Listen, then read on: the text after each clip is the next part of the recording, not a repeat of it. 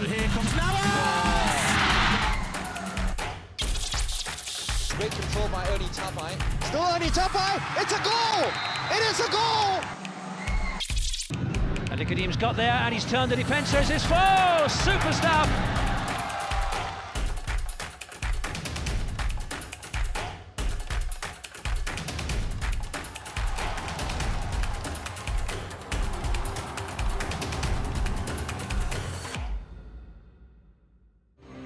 The race to the Great Eastern Yos S.LEAGUE title is back on. Tampines Rovers are top of the table, but just by the skin of their teeth. If they win their last 2 games of the season, they will wrap up their 4th S.LEAGUE title. However, those 2 games are against very tough opponents, starting tonight against the Warriors, 8-time S.LEAGUE champions, SAFFC. Hey everyone, thanks so much for joining us. We are live at the Jalan Besar Stadium. I am Colette Wong alongside Dave Roberts. And I remember, Dave, 4 weeks ago we were here talking about Tampines running away with the title. They've dropped 5 points in the last possible 6. What has gone wrong for Tampines? It's an amazing turnabout, isn't it? Because I remember we'd just about written the season off, and title race is finished, but we're going to go down to the final game of the season. That's what it looks like. What's gone wrong? Obviously a new head coach coming in, there was the change. I think that upset a few things. The way the system the players play, what they were used to, dressing room spirit, confidence, all that changes when you change the man at the top, because he's got a different style, different way of doing things. I think that's had a huge impact on performances on the field. A lot of pressure on Tampines heading into these last 2 games. Huge pressure. There's never a good time to lose points, to put in not so good performances, but you can't afford to do that. When you're at the top of the table, you've got a healthy lead, and you start seeing the others catch you, and then you can't buy a win, you can't buy a goal at the right time. Right. When they were coming freely during the season. Well, they've only themselves to blame. All right, for all of you at home, let's put this into perspective. Tampines Rovers have a 4-point lead over DPM and Brunei, who have a game in hand over the Stags. Albirex Niigata lie in third, 6 points back. They have 3 games to play, which means they have a mathematical chance of winning the league, as do Harimau Muda. Well, the lead chasers are all in action later this week. Albirex welcome Geylang United. That could be a tricky one for them, as the Eagles have found a bit of form in recent weeks. DPM and Brunei take on bottom side Woodlands Wellington at Woodlands on Sunday night. The Warriors are in action Monday night again against Gombak United. So SAFFC have 2 games to play in the space of 3 games. I wonder if that will impact how they approach tonight's game. But let's hear from our pitch side reporter. He's standing by, Doug Chalmers. Well, firstly, I can tell you about the weather. About an hour ago, we had a heavy shower. At the moment, as you can see, it's a pretty nice evening. It's pretty hot, humid, as you'd expect in Singapore, but we have had a shower already.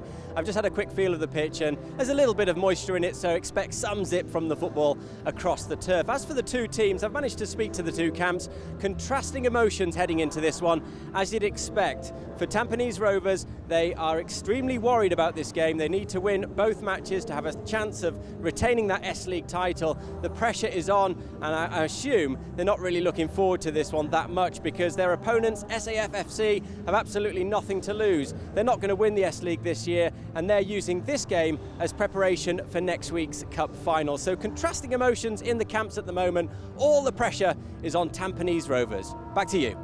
Thank you very much, Doug. Yes, the pressure on Tampines Rovers, SAFFC. Well, they have nothing to lose, really. In fact, they're in line for silverware, because they'll be playing against Tampines Rovers 9 days from now in the RHB Singapore Cup. Do you think that'll have any bearing, any effect as to how SAFFC will approach tonight's game? I think it will have an effect, but a positive effect for SAF. Tonight, there is absolutely nothing for them in this game other than doing their once great rivals over previous seasons, the 2 of them slogging it out for the title. Their focus is purely and simply on the cup final. They want to win the cup final. Tonight they can put one over on their old rivals, but it doesn't matter if they lose. The pressure is off for SAF. All right, we expect SAFFC to throw everything at Tampines tonight, which is why we are highlighting a couple of attacking players as our men to watch. Let's start with Tatsuro Inoue. He's been very impressive of late. He has great on the wing, good cross, bit of speed. You know, he's part of the reason why the likes of this man, Karoglan, has scored 12 goals so far this season, the same number as Alex Duric for Tampines, so that's no mean feat in an S-League season. But between the 2 of them, you know, that could prove key to a game tonight. All right, we did catch up with Richard Bock earlier today. Let's hear what he said to us. Yeah, I think during the cup, I think we got a clean sheet and hopefully we can continue tonight. Now we play in Jalan Besar, I think 50-50. Hopefully.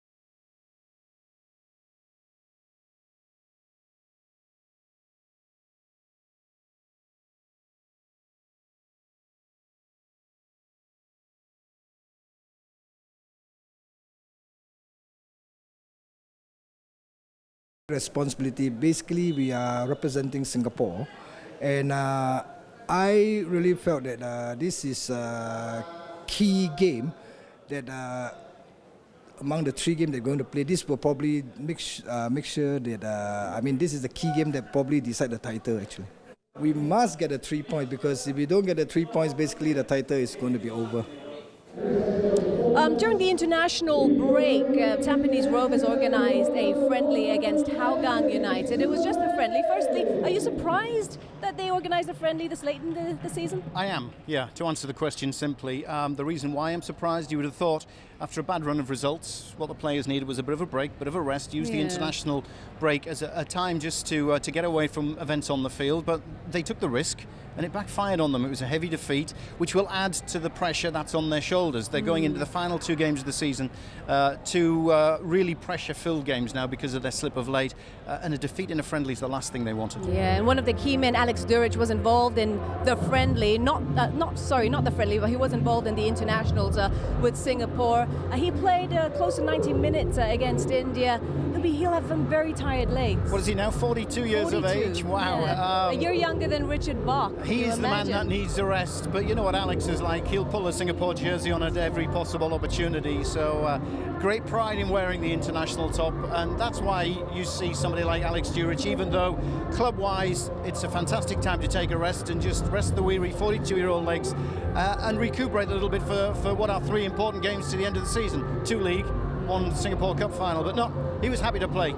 I'm sure he was. He loves to play, doesn't he? 42 years old, Alex Durich. 43 years old, Richard Bach, who will be stepping down as the coach of SAFFC. They haven't performed as many expected them to perform, but unfortunately, he won't get a chance to play another or coach another season with SAFFC. Just very quickly, how much of a loss will he be? I think it'll be a big loss. I can understand why SAF are looking at this and saying disappointing season.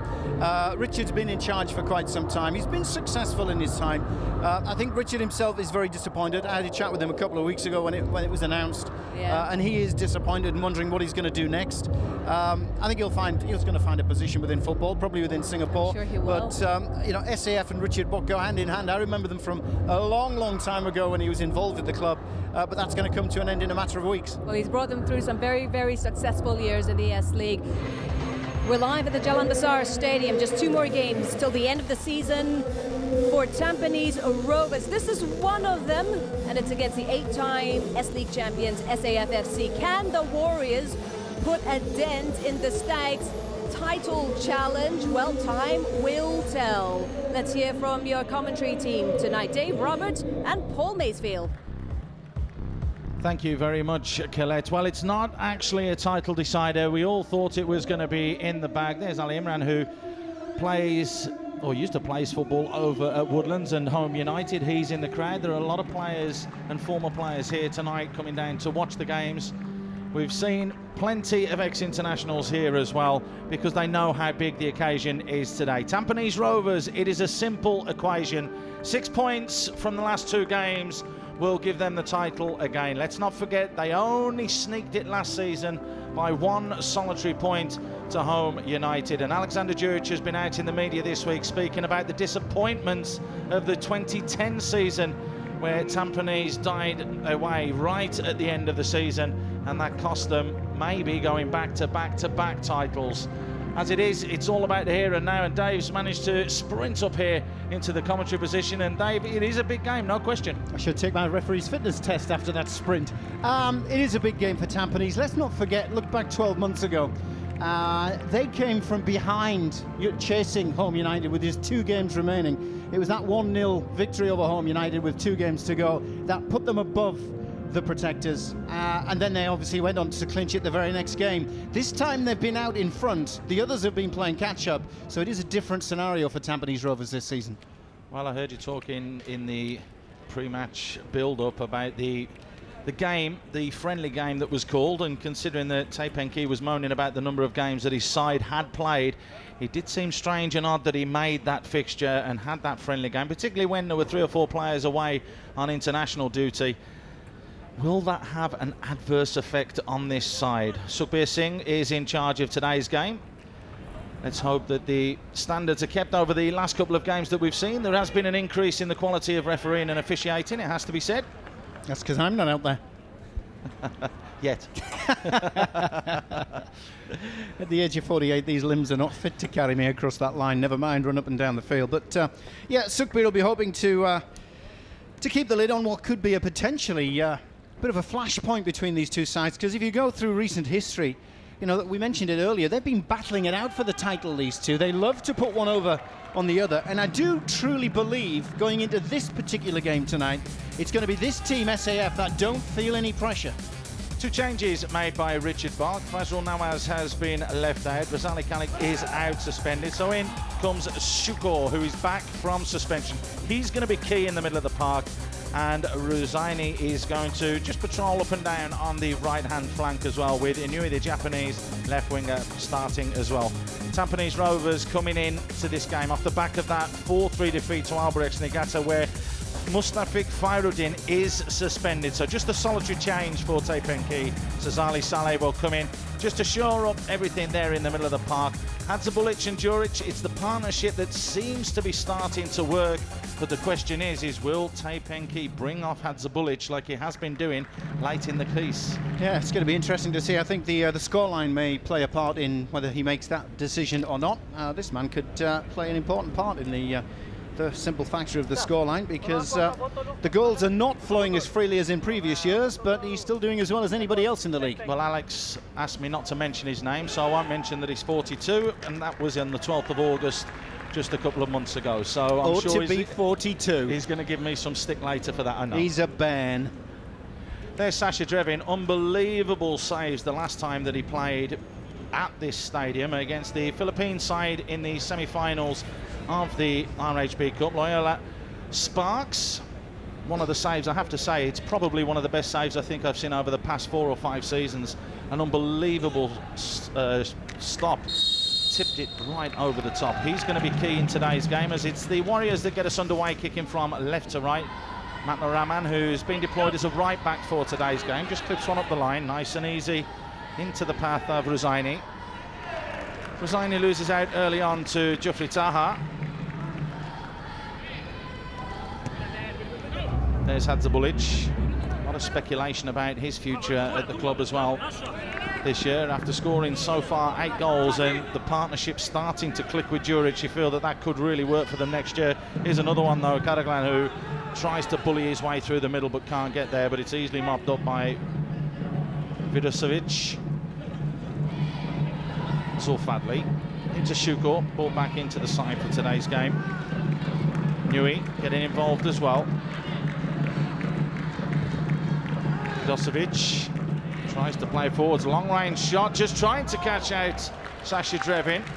Well, the old adage of you don't buy a ticket, you won't win the raffle, rang true there for Alif Safayan, who's coming up against his old team, was released last year and started the season at Tanjong Pagar, but had a go there. Hey, don't worry about buying raffle tickets. It's also good a little marker to set just to say to Tampines Rovers, hey, you might be top dogs, we might have had a woeful season, but we're going to have a go at you early on. Any chance we get, we're going to put you under pressure, and it's a nice little message early doors for them to send. Here's Djuric, big and strong, holding it up, holding off Dan Bennett. Keeps possession, Gligor, reverse pass, Hadzabulic is onside, couldn't get it the first time, but Shahril Jantan did ever so well there, was strong and brave in the challenge, and he needed to be. Absolutely. It looked for a moment, correct decision as well. The SAF back line, not in line, shall we say, as the hands go up, claiming for the offside flag. Yeah, but the keeper just doing enough.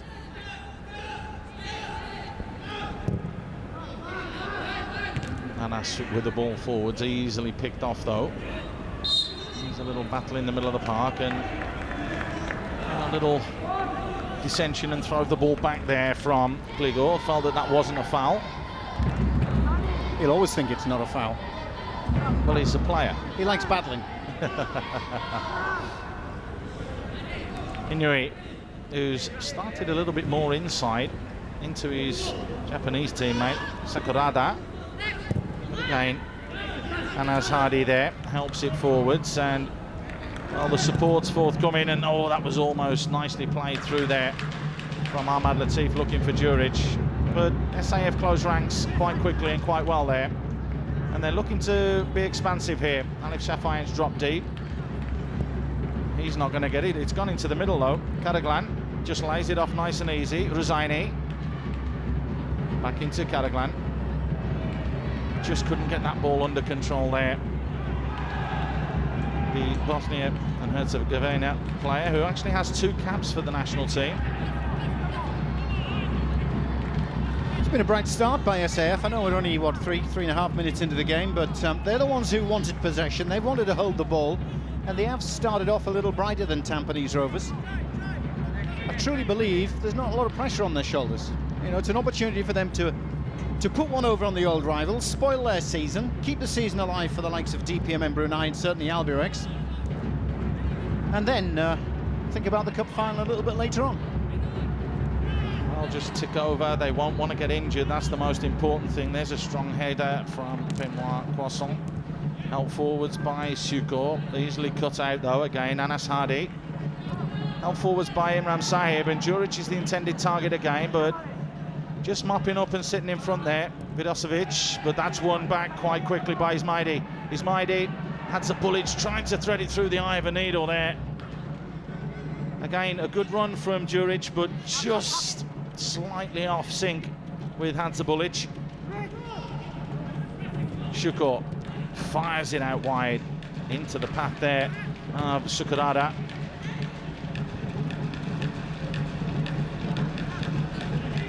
Those two seem to be switching in and out of positions. Inui and Sakurada, he's been getting himself wide, and both of them, of course, from Albirex Niigata in Singapore.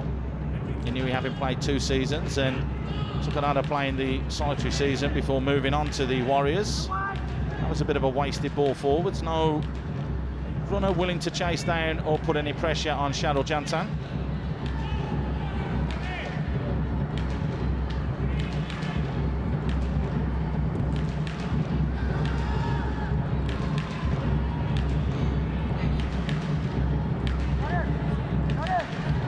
Well, the pressure that's on Tampines' shoulders tonight is they can't afford to drop points. It's as simple as that.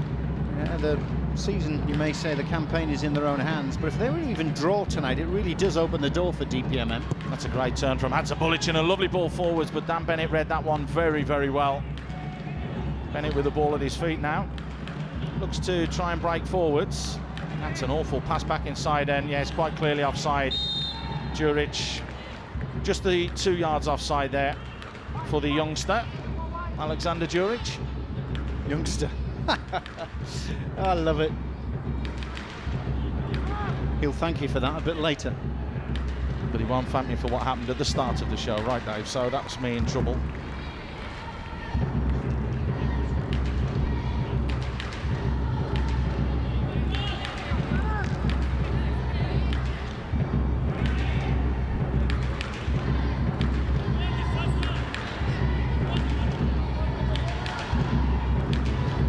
So it's going to be Sasha Drevin, the 21-year-old, 6 clean sheets in the league so far this season. Launches a long ball forward. Hadzabulic just stands his ground. Benoit does ever so well to get up and win that header, as does Razaini.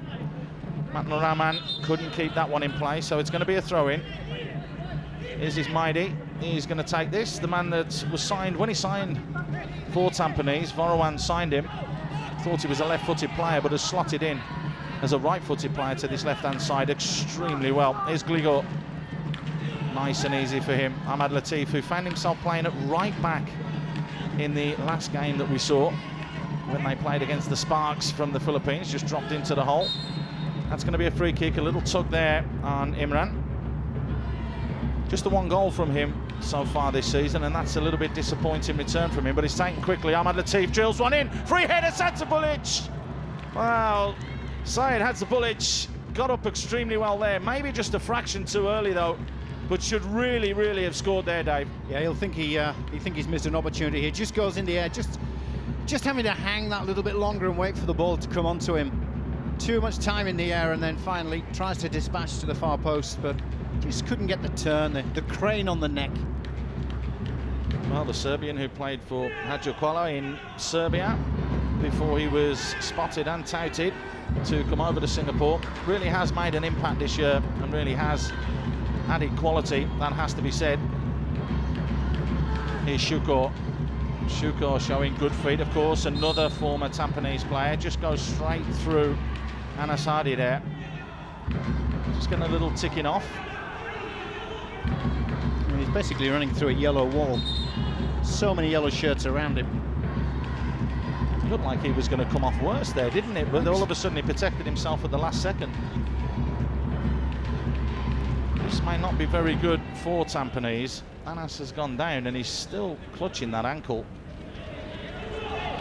It seemed to be his attempted clearance. Just catches the player. It was his ankle underneath. Yeah. His left ankle. Yeah. It went underneath just him. Folded underneath. Yeah. That could be very, could be a problem. Bad. Yeah. As you say, a twist, a knock, whatever it is, you can, even a kick, painful at the times, but you can run that off. But as soon as you start twisting ankles. Rezul Hassan, there's a blast from the past, sitting on the bench. A former teammate of John Wilkinson, I do believe, at the national team level. Yeah, we've got a guest in our midst. We'll have some words from Mr. Wilkinson very soon. Long ball punted forwards, Hadzabulic the target, and well, a mix-up there between Vidosevic and Benoit, but they just got away with it. Charles Jantan fires it down very quickly. Just had to safety. No nonsense defending from Jufri Taha.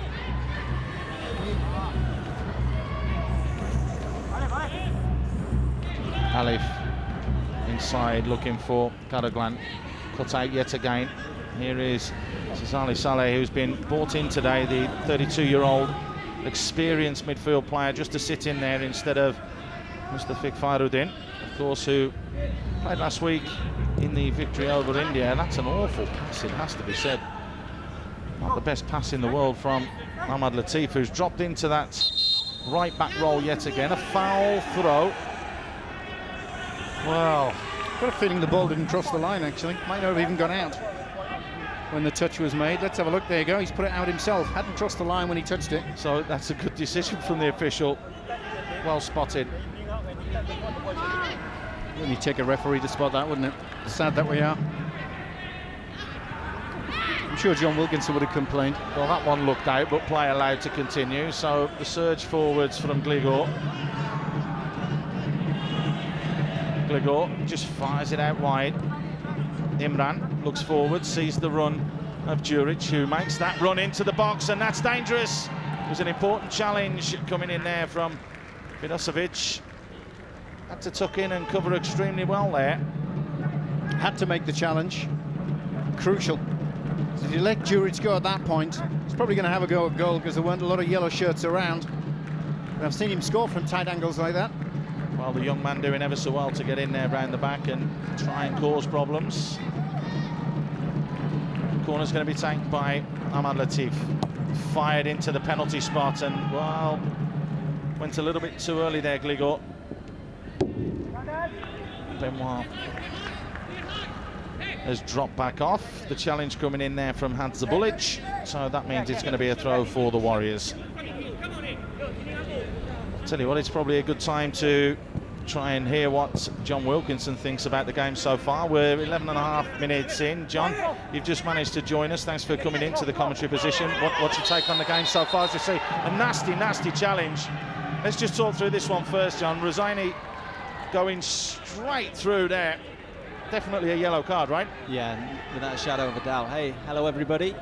Well, it's a bit of a cautious game so far, isn't it? I have to say, just kind of feeling each other out, I would have thought, with next week's RHB Singapore Cup final. Yeah, I have to say, Juric is looking a little bit tired already. Okay, what have we got here? A nice little quick free kick. Be interesting to see where it goes from here. Gligo fires one in, looking for Juric. Rahman in there. Ball picked up though by Sazali Saleh. Twisting, turning, creates a yard. Hadzabulic with a layoff, and the shot comes in from deep. And a half chance there for Ahmad Latiff. Expect better from there. Ball set up lovely on the volley, and you can really get a good bit of power behind the ball when it sits up like that. And really, I expect him to hit the target. I really expect him to at least sting Cheryl Jantam's palms with this one. Oh, it's just nice on the right foot. Just dropped nicely for him, but unfortunately couldn't get over the top of the ball. The so-called bad boy of Singaporean football over the past 10 years. The blonde bombshell who now has brown hair. So I'll work that one out. He always told me that the blonde hair was natural, so yeah, I'm a bit bemused. Played over the top, a great ball forwards. Thank you, John. We'll be getting more comments from you throughout the game. It's always great when the guys drop in and we can get the expert opinions of current players and hear what their thoughts are on the game. Little header back down, picked up by Gligo. Ahmad Latiff, who's tucked in from a wide position as well there, seems to be all over the place at the moment. Don't forget you can get your tweets into us at hashtag S.LEAGUE, and Seshan_Charles says Syed Hadzabulic has been one of the better foreigners in the league this season. Do you concur, Dave? I would disagree with that. You would or you wouldn't disagree? No, I was going to say I wouldn't disagree either. He's had a decent season. Been pretty influential in the performances I've seen him play. So yeah, I'd sign up with that one. If you disagree, hashtag S.LEAGUE is where to send your tweets. Ball played forward. It's a lovely ball, just overcooked a little bit though from Shuko. Good run from Alif Shafain. Those two, of course, key and pivotal in Tampines winning the league last year. Teammates last year, where of course Alif Shafain had the problems a couple of seasons ago, but we'll stay away from those problems at the moment. Imran with too much time and space, which is why he's just launched a diagonal ball looking for Hadzabulic. The head back there from Matno Rahman, but Juric just a little bit tentative to react to that one. Still very early in this game, almost quarter of an hour gone. Here's Inui down the left-hand side. Steps and cuts back inside. Keeps possession. Sakurada has a look up, and you can see just to the right there, Karaglan just playing right on the shoulder of Jufri Taha. Real fine line between staying onside and jostling for position.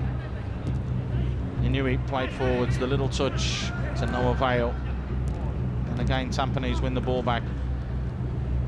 A chance here for Juric to release Hadzabulic. He just clips it over the top. Is it going to be too much? Well, Cheryl Jantan had to come a long way there to clear his lines. Perfect weight on the ball, just held up. Forced the keeper to come outside of the penalty area. Maybe the Alex Juric of just a couple of years ago, we might have seen him get a bit closer. Gligo just keeps possession to Jufri Taha. The little flick there from Hadzabulic, just when they're playing it around on the floor and trying to keep possession. Alif Shafain Shuko looks to switch play, and that's a beautiful ball spread out to Rosani, the man who got the yellow card 5 minutes ago. Matnaraman looks to keep possession. Here he is again, plays it forwards. Karaglan does well to hold it up and lay it off. Rosani crosses, it's dangerous. Well, Sasha Trevin thought about coming there, but it was just a little bit too far ahead of him. Easy pick there for the keeper in the end. Yeah, Sakurada just unable to get on the end of it. Started a little bit late. I think he was watching it in the early flight of the ball. Maybe if you'd have had an Alex Duric or somebody with a bit of height there to just drift backwards a bit and use the head, maybe he would have done a little bit better. Well, it's the two most successful teams in S-League history going against each other. It's the 8 times league winner against the 3 times champions. Of course, the Warriors having that spell, and they have won the double on 3 occasions as well, whereas Tampines, they're looking for their double as well this year. Here's a chance. Imran's closed down very quickly, steps inside, but just steps on the ball as well. And that was a shame. That was, just couldn't sort his feet out quickly enough. And you can see there's a little bit of bickering going on in the side at the moment. Yeah, they're far from happy either, and it just shows you how the season has progressed so negatively for Tampines Rovers. A month ago, we'd have been talking about them winning the double. You wouldn't have been talking about them maybe coming out of the season with nothing. Hadzabulic has to hit the target there. Great turn from him, a wonderful touch, and he took it away from Dan Bennett. It all opened up for him. The ball wouldn't drop and sit quickly enough. Snatched at it slightly, but should really have done better here. Oh, we talk about the double and getting nothing. He should have got something there, shouldn't he? All it needed was head over the ball, decent contact, make the goalkeeper work, at the very least. He's complaining that the ball bounced too high. That was my excuse. I've heard that many a time from Johnny Wilkinson as well, I have to be honest.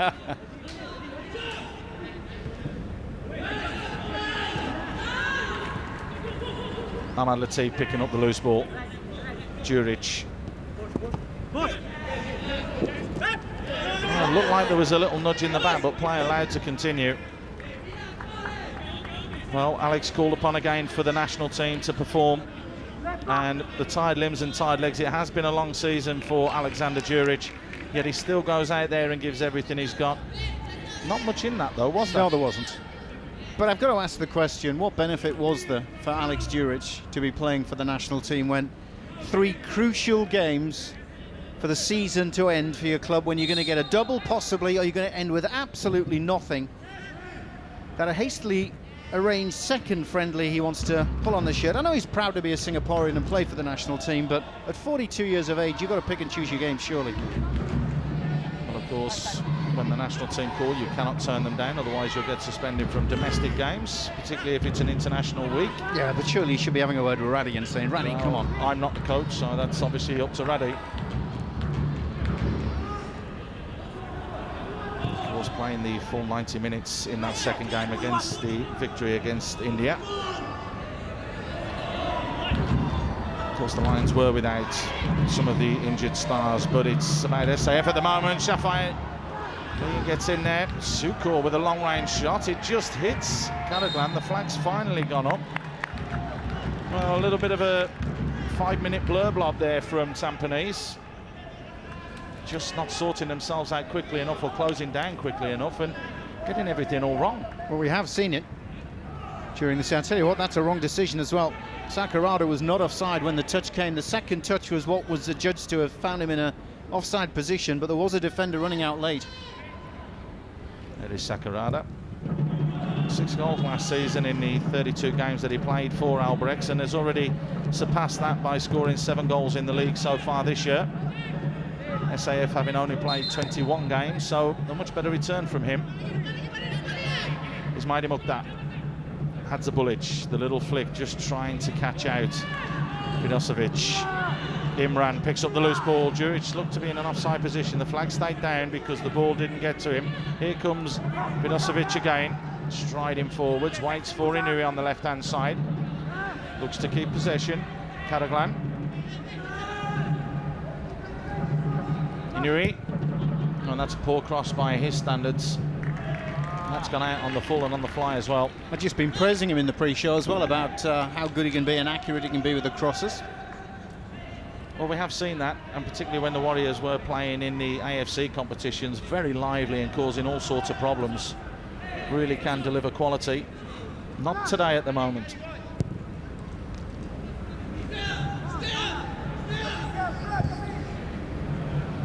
You can hear the screams of stay up from Dan Bennett down on the pitch. He wants to hold his line with his defenders, so that will allow Tampines to pass the ball around at the back. Hadzabulic, Matnaraman with a challenge, does well to win it. Shukor back inside, reverse pass to Karaglan, does ever so well there. Oh, nice. And goes straight past Kligor. Little nutmegs as well and tries a little tip, but well done. Fair play to the Macedonian. Yeah.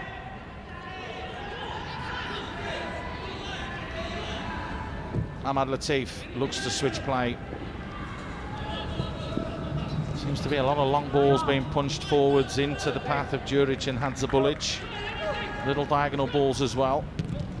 It's a poor throw from Hadzabulic. Here comes Dan Bennett picking up the loose ball.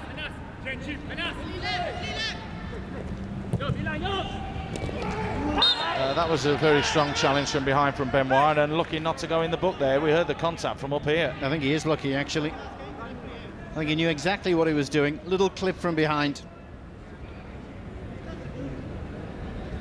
Can be nasty ones, them, if you catch it right on the Achilles.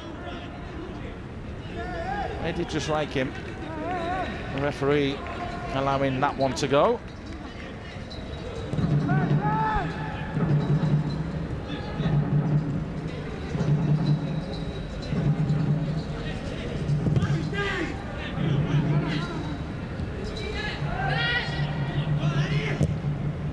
Anas with the ball forwards.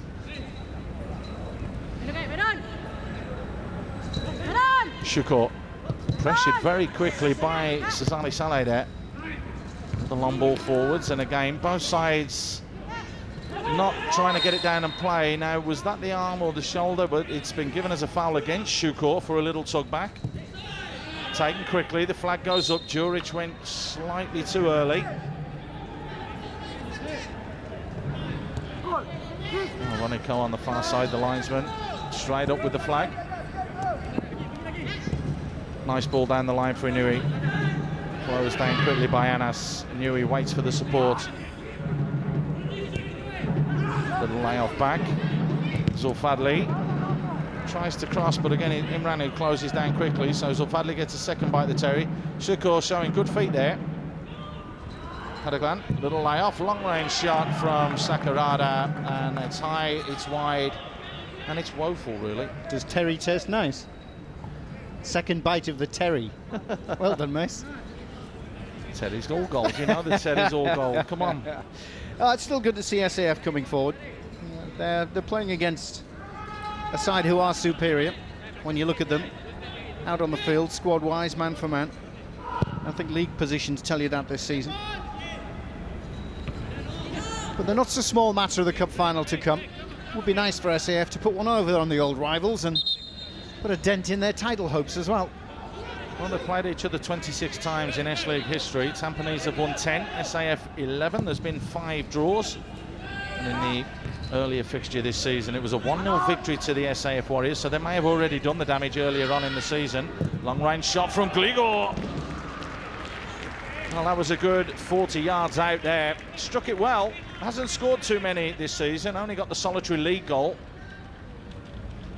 He's getting closer. Oh, Tampines are getting closer, certainly. So's Christmas.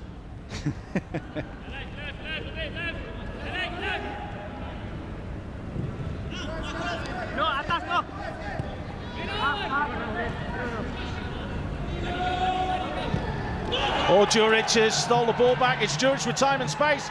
Oh, Djuric went for goal. Hadzabulic had peeled off into a great little area about 8 yards out. All he had to do was roll it into him. I think Alex wanted to play it to Hadzabulic. He was looking to play Hadzabulic, and let's have a look.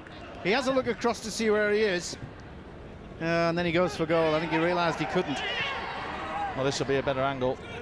Just got closed down a little bit too quickly for him. I just get the feeling Vidosevic was in between Alex and his intended option. He had to make a decision late.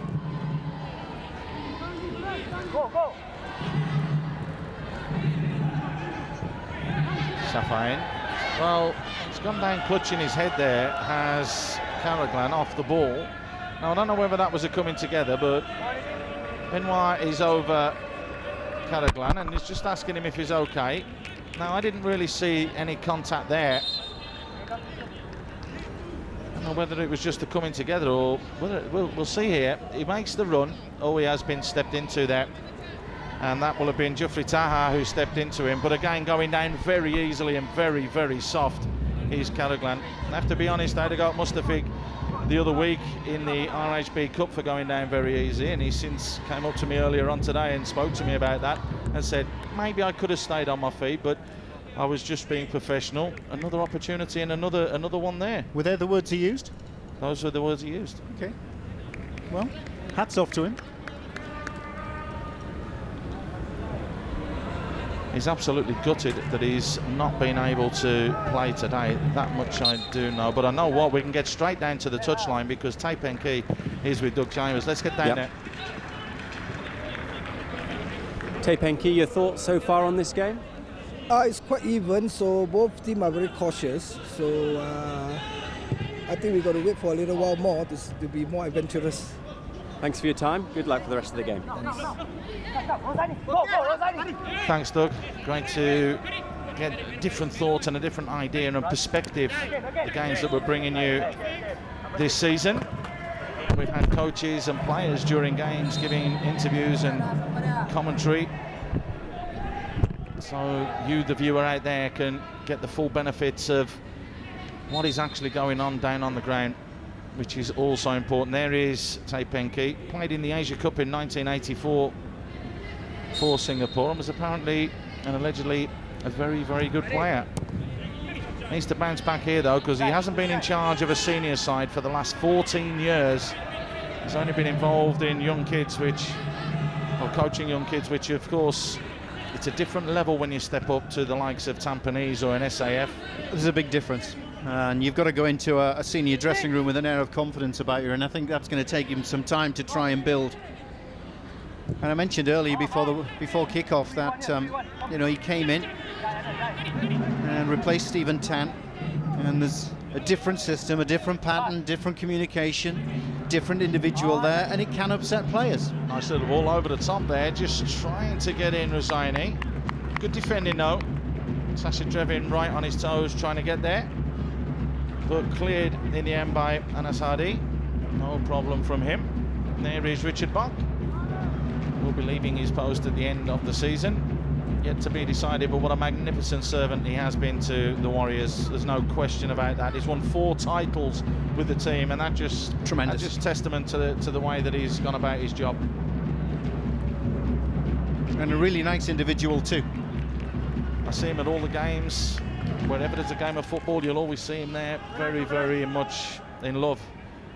Very, very much in love, I should say, with the game of football. Goes to as many games as possible. Goes and watches all the sides, knows all the players. Has a vast, deep knowledge of local football.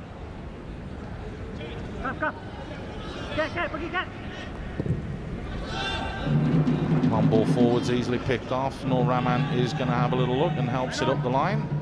Rosaini. Free kick given. Time now to get back into John Wilkinson. John, so far, has it panned out? Is the game going as you thought it would do, or are you expecting to see anybody come out on top going in towards the half?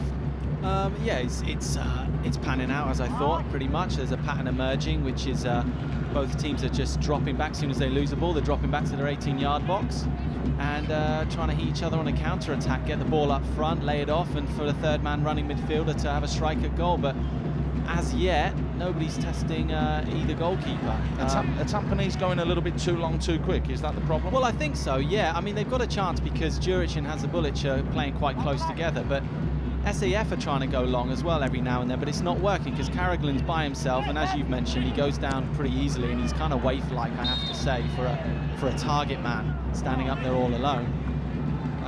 There's been a couple of decent balls from SAF into the box, but there's only been one late runner into the box each time, and that's not nearly enough to be challenging in the area of the likes of Croissant. So at the moment, for me, Tampines look a little bit more comfortable, but they do need the 3 points, don't they, Paul? Exactly. Thanks, John. We'll get your input as we get further on in the game.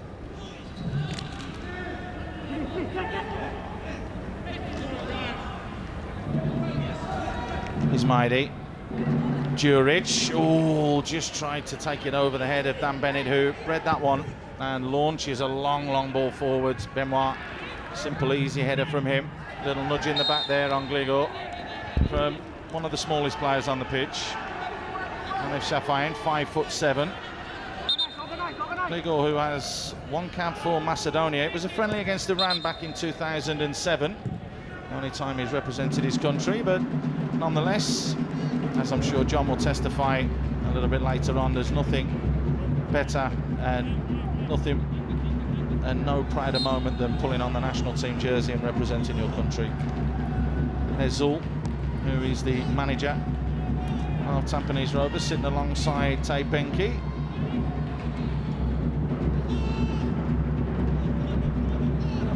Gligo. Just rolling it back to Trevin, who puts his foot through the ball nicely. It's a nice header back inside. Here's Ahmad Latiff, who does get caught from behind, and I tell you what, Rosani needs to be careful. He's on a yellow card.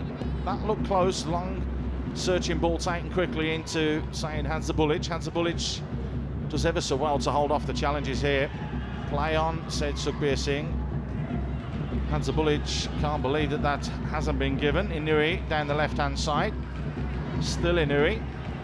Looks to go on the outside, but that's well defended from Imran. Zulfadli finds Latiff Shafain in lots of space, but is closed down quickly yet again. Was that a little pullback? Oh, Shafain's in the box. He's pulled it back. It's got to be off the line. Jeffrey Taha clears one off the line from Karaglan. What a fantastic challenge, interception, call it what you want.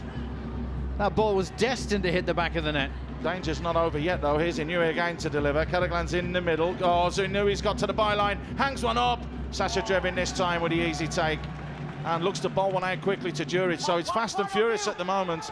Here's the incident where, what a little pullback that was from Latiff Shafain. But you have to say, Karaglan should really have done better.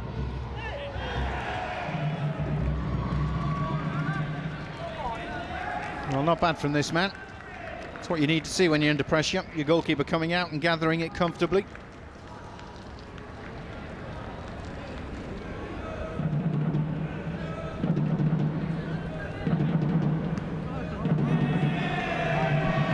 Well, that's a waste. It's gone behind harmlessly for a goal kick. Here is that opportunity again. As you can see, Latiff Shafain did ever so well after Inui got to the byline. He cuts it back right to the penalty spot, and there's the block. And it was in fact Ismaili, yeah, who's come across and put the challenge in. I think he saw the, as far as he was concerned, this near side of the goal was wide open for the ball to be tucked away, and that's why he made the yards across. Juric wins the header straight up, wins the second one, no free kick given. Hadzabulic puts pressure on Bennett, who just hacks it clear again. Well, that was a brilliant pass, even though he didn't realise he'd done it there. Anas Hardy just got caught by Karaglan, went down to ground. I think it came off his knee and went to Gligo, but the free kick was given.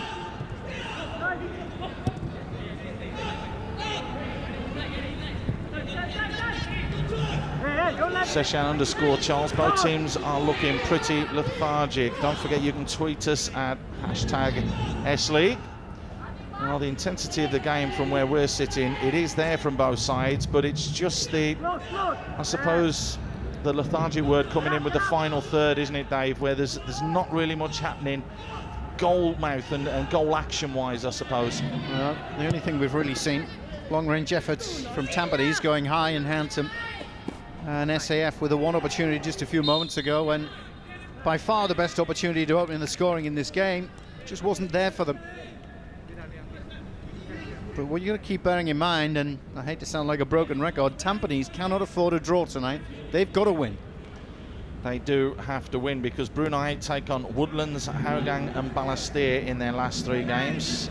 If Tampines Rovers drop points today, even if they only got a point, they would be 5 points ahead of Brunei, who would then have 2 games in hand. And if they beat Woodlands and Hougang. Well, Tampines would need Balestier to do them a favour in the last game of the season, but they're in the pole position. They are. Because everybody's chasing. You just have to win your games. Right now, it's in Tampines' hands. If they lose, if they drop any points here, whether it's a draw or a defeat tonight, they give the route through to the title into the hands of DPMM.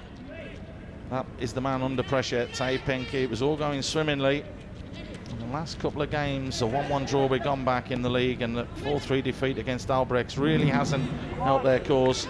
Let's not forget, we should just mention as well that Albrechts Niigata are in with a chance of winning the league, but they would need to win all 3 of their final games and rely on Tampines and Brunei slipping up, but we can't mathematically rule them out of the equation at the moment. No, you can't. And if Tampines win one of their final 2 games of the season, this being one of them, then it really is only a mathematical chance that Albrechts can take the title. Flag's gone up again, but the goal difference as it stands at the moment is 12 goals in favour of Tampines, so they are plus 23, whereas Albrechts are plus 11. Long diagonal ball. How many times have we said that tonight? Both sides employing that tactic. Rosaini tried the early pass, and good play there from Ismaili. Benoit. Oh, and well, that was not favoured there. Jeffrey Taha on his left foot just slips.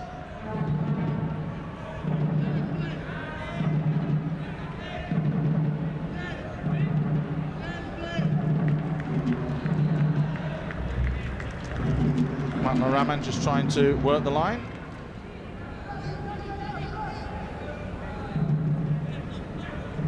He'll take the throw, pulls it back to Dan Bennett, who helps it forwards, and well, not wanting to let the ball bounce was Ismaili Mukhtar. Little roll back, help forwards from Jufri Taha. Syed Hadzabulic trying to get there. Help forwards from Sakurada. Ball's gone out there. No Rahman, who actually started at Jalan a long time ago, and he's had a lot of teams after him throughout the years because of his versatility. Can play central defence, right back, left back, centre half. I think the only place I haven't seen him play is in goal. That's a foul. No Rahman all the way over the back there of Juric, and Tampines don't look like a championship side with the way they are playing SAF. Jacko Weko on Twitter. I've got to agree with Jacko Weko. You know, we're used to seeing a Tampines Rovers side who play flowing football. They work for each other. They're happy to knock the ball around, not play the long balls. We're not seeing any of that at the moment. Jufri Taha to fire this one in. Fires it long and deep, and Juric is the target. Flicks it goal bound. Imran coming in behind. Cheryl Jantan releases it early. Well, there's no point in midfields in today's game because both sides are bypassing it very, very quickly. Newey. Possession being kept by the Warriors. Zulfadli inside to Sakurada. Zulfadli. Newey. Nice passing from the Warriors. Vidosevic helps that one forwards. A nice little layoff there from Rosaini. Shukor thought about the shot and given away again. Hadzabulic keeps possession, does ever so well. Gligor is there very quickly to help out. Here's Hadzabulic, finds Juric. Juric out wide. Ahmad Latiff hangs one up at the far post, but it's just too much. Well, that was a quick, swift counter-attacking move there from Tampines. 3 or 4 players involved. It was won by Gligor in the middle of the park, who set and started it all off. But that final ball forwards from Ahmad Latiff, just not good enough. That was just caught in between the two, wasn't it? Just a little bit too long for Hadzabulic to get. And this man's looking... Doesn't look too worried, does he? He's looking a bit worried, mate. But there's a little bit of sweat on the brow. Quick goal from Alex. And Cole will sort that out. Oh, it's help forwards, and that's very close because Dan Bennett looked like he was playing Juric onside. Well, he's not happy with that, Alexander Juric. That was close. It'll be interesting to see here when the ball is actually played forwards. He's onside. Not sure. Not sure. I just think the upper body, the shoulder, the chest. Dan Bennett's angled away trying to run upfield. So let's forget about advantage to the attackers. Well, not if he's offside, he can't have an advantage, mate. He was level with the ball. He was level with his man. Any part of the body, excluding the arms, counts for offside, mate. But he's got no hair left, so it couldn't have been his hair that was just in advance.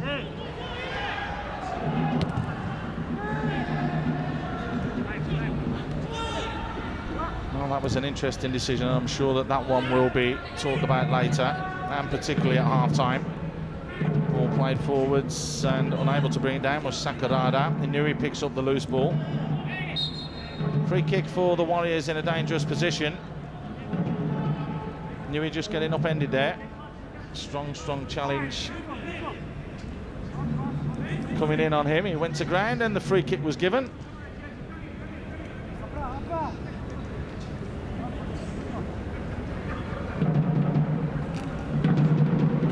So a free kick in a dangerous position.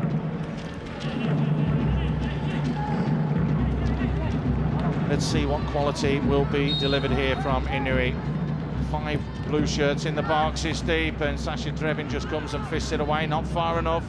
And well, I'm not even going to give that the credit of a shot there from Sakurada. Just slashed straight across it, and it's gone out for a throw-in. That was an awful shot, and it's time to get John Wilkinson back in. John, we're going to get to half-time. It looks as though it's going to be a stalemate. Is that fair for you? Yeah, I think so. Tampines will be the more worried. But I've got to say, the last 5-10 minutes, SAF seem a little bit more buoyed. They're committing a few more players forward than Tampines. Tampines are relying far too heavily on Hansa Bulic and Djuric. Like to see Latiff get more involved. Have they got options then, John? You know what's on the bench and the quality that they have throughout the squad. Yeah, they've got a few options, but at the end of the day, have they got anything better on the bench that can come on and make a difference better than what they've got in the starting 11? I'm not so sure. I'm really not so sure. Shaiful Iskander maybe can come on. Jamil Ali, you know that he's a tricky little player and very deceptive in many ways. So I would have thought Jamil Ali would be worth a shout in the second half. Thank you, John. We know that you're going to be joining us for our half-time show. Thank you for coming up into the commentary position. We'll see you in the second half as well. So, whilst John makes his way back down to the presentation area, we're carrying on with the last couple of minutes. Hansa Bulic with the layoff. Half a chance here. Long-range shot blocked by Dan Bennett. As surging forward is Benoit. Benoit helps it back in. Hansa Bulic to Djuric. It's got to be. It won't sit down for him. No free kick there. Vidosevic with a very strong challenge, but the ball just wouldn't sit down for Alexander Djuric. And there's a strong challenge coming in. It's going to be a yellow card for Sazali. Sazali goes into the book, so that's 1 yellow card each. Yeah, quite rightly. He just took the player's legs from under him. You see the challenge. Thank you very much. You're not going to go any further. Well, that wasn't even late, was it? That was a little bit more intentional than that. That's, I think, the phrase used in professional terms is taking one for the team. That's what I was just going to ask you. Without taking one for the team, mate. It's one you'd expect your teammate to do, isn't it? Yeah. Of course, stopping the quick counter-attack as quickly as possible. We're almost at the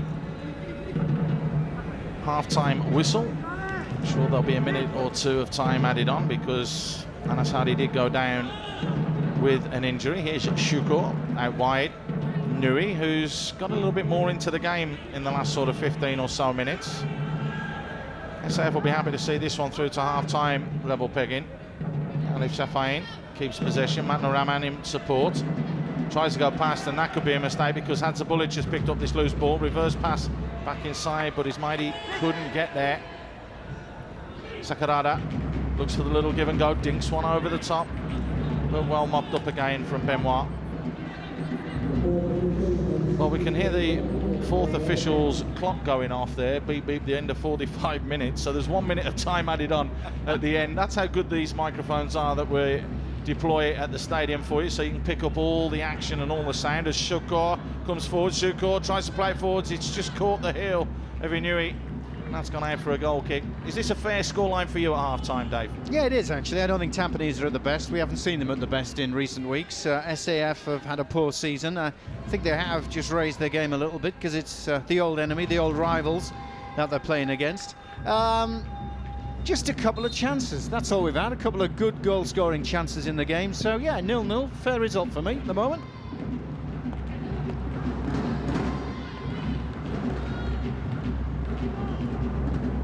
Ahmad Latiff just gets upended in the centre circle.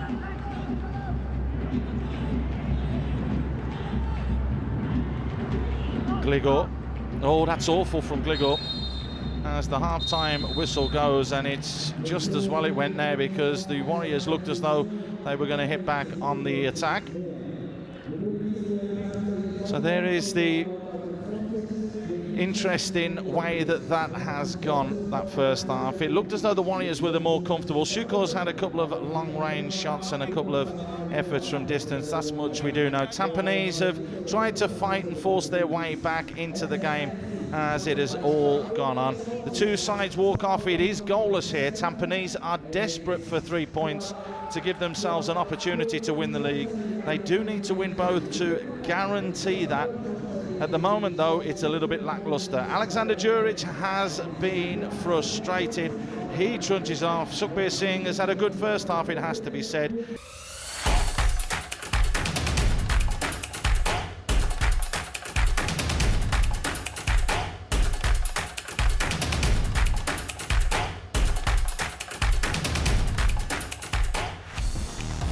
We need a goal. Those are the words from Benoit, the Tampines Rovers defender. At the end of the first half, the Stags appear to be losing their grip on this S.LEAGUE trophy. Or are they? They're going to be after some early goals in this second half. Let's throw it back to your commentary team, Dave Roberts and Paul Macefield.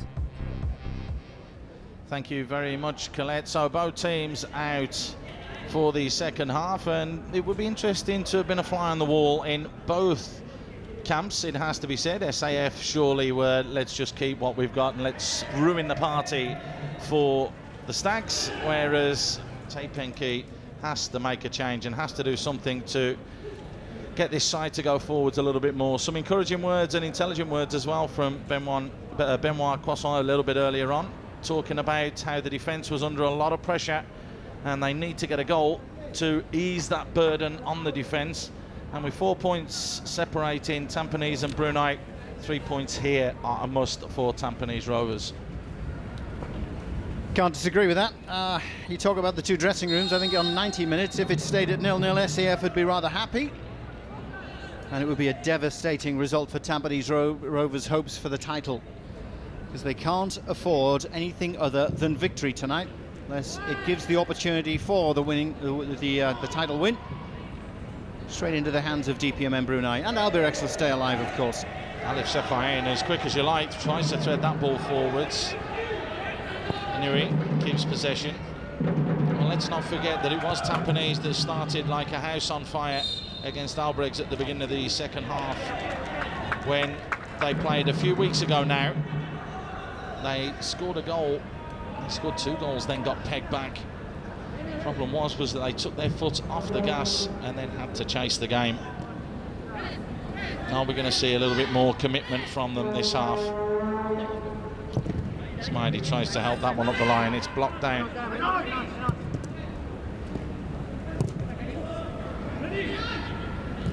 Benoit tries to thread that one forwards and everybody leaves it. Ahmad Latiff puts a challenge in. In the end, it's just... As he does. He still doesn't like me, Ahmad. And this goes back to 2004, can you believe, when I cautioned him when I was refereeing a Woodlands game, and it resulted in him being banned. It was his 5th caution. Still hasn't forgiven me, wouldn't talk to me the other week. Well, players never forget things like that, Dave. I'm sure you're aware and would be well aware of that. But also, players do have to realise that referees are human. There's a funny story attached to it. If I get a chance, I'll tell you it. Long ball forwards.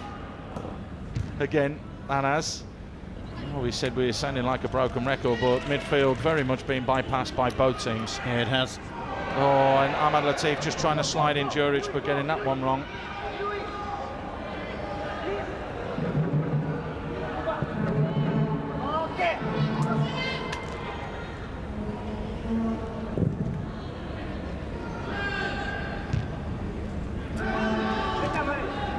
It's an easy take, and Nice turn there from Milosevic, but unable to make anything happen. Here comes Djuric bearing down on goal. It's Djuric, steps back inside. Djuric pulls it just wide. Was that the title slipping away with that miss? What an opportunity for Alexander Djuric. Did ever so well to create that yard for himself. Cheryl Jantan left absolutely stranded, and Djuric just pulls it wide. He can't believe it, Cheryl can't believe it, I can't believe it. Of all the people on this pitch to tuck away a chance, you would think it would be Alex Djuric. Look, he can't believe it, he's thinking the goal's there, it's mine. And he puts it inches wide. Is it going to be a second half like that where Tampines create opportunities but can't score? Tell you something, it's a shame Wilco's not with us at the moment. So I'd love to ask him, as a player, when you're out there and you see chances like that not bury themselves into the back of the net, do you start thinking, is it not going to be our night? Well, there's two trains of thought, Dave. That is one. The other one is, come on, we're on top now. It's just going to be a question of time before we get another one. We've just got to make sure. There's a nice ball played long. Ahmad Latiff wins the header. Here's Gligor. Gligor looks to keep possession, hands the Bullich, does ever so well. Great feet from him. Gets crowded out, though, by two players and still manages to win it back. So the intensity has increased as we see John Wilkinson sprinting down in front of our commentary position. So he will be here in a second. So you'll get your chance to ask him your question, Dave. He's not that fit, is he? He's out the garden now for a few weeks, so he's all right. Oh, great skill and a wonderful chance here for Tampines. Pulled to the edge, another team. Djuric onside. Djuric! What a save from Cheryl Jantan. That's two chances for Tampines in the space of 2 minutes. Is it going to be their day? Dear, oh dear, oh dear. The one earlier looked as though Djuric couldn't miss. If the one earlier was a couldn't miss, this was a had to beat. Oh, what a save, though. Alex onside, and Cheryl just holds out his right hand. Gets a touch on the ball, it's a strong hand, and it takes it just wide of the upright. What an unbelievable save. So Tampines showing the intent that they did against Albrechts at the start of the second half. Long ball forwards. Benoit goes up at the header. Djuric is in there. Cheryl Jantan claims it. Djuric just a little bit too close and just acknowledges with Cheryl Jantan that there was a coming together. Can I ask my question now? You can ask your question. Go John, away, quick fire. question. As a player, playing in a sort of game like this, you see two wonderful opportunities get squandered. Do you start wondering, is it actually not going to be our night? Or do you get boosted by the fact that you've created the chances? I think you start wondering that it's never going to go in, to be honest with you. And I think Alex might be feeling that right now. It was an unbelievable save from Cheryl Jantan, but we shouldn't be that surprised because he's been doing that for years. But I'm a little bit shocked, actually. Tampines have really come out SEF now. So I would love to be in the fly on the wall with in the Tampines dressing room. Another chance here with Hansa Bullich flicking it on. Sorry, John, to cut you off, but it's interesting to get your take on that feeling and how everything felt. Dave's question, a very poignant one. And don't forget, if you've got questions out there, you can tweet us at #SLEAGUE and we can answer your questions. Nice ball played out wide. Ahmad Latiff looking to deliver this ball into the box. Fires it into Hansa Bullich. Great touch from him. Is that a penalty? There was a coming together. There's no question about that. Under the challenge from Sakurada. Well, the referee's body language tells you absolutely not a penalty. Never even considered it for a second. Alex Safayan tries to pay one in. Benoit clears his lines only as far as Inui. So this game really has started to open up. Matt Noraman with acres of space down the right-hand side. Clips one into the box. It's a great ball. Alif! Save from Sasha Drebin. It's not cleared yet, though, and it's the Japanese Sakurada who equals his tally for last season. It's his 7th goal, but more importantly, it's put Tampines on the back foot. Is the title slipping away from them? Well, it is with a scoreline that you kind of see very shortly at the top of your screen. I mean, Tampines really did start with the foot down. But this is a great opportunity. The first save from Sasa Dreven was not bad, but couldn't do anything about the follow-up. Clever piece of work, just moving it to the right to open up a yard of shooting opportunity. And it's 1-0 SAF. How important is that going to be? Well, it comes back to your question, Dave, that you did ask John, which was, do you think it's going to be one of those nights? Well, now the mental stability and the mental pressure will count, and see how mentally strong and tough Tampines are. Well, I think a big 10 minutes ahead for Tampines now. You're going to see them throw absolutely everything at SAF. See Jamil warming up behind the goal. Ball's fired into the box. It's half clear from the goal scorer, Sakurada. Loose ball picked up by Saleh.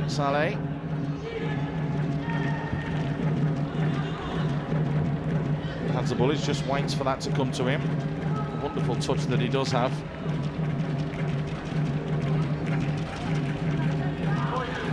Imran. Still Imran. Ismaili. Back to Imran.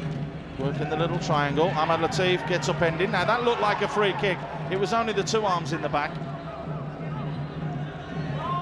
Alif Safain, who helped set that goal up, feeds Inui inside to Karaglan. Karaglan, oh, through the eye of a needle. Again, it was Sakurada making that run from deep. And you feel if that would have got there, that could have been game over for Tampines. As it is, they've managed to get into transition very, very quickly. Ahmad Latiff looks for the give and go, but Dan Bennett tucks in, as all good defenders do.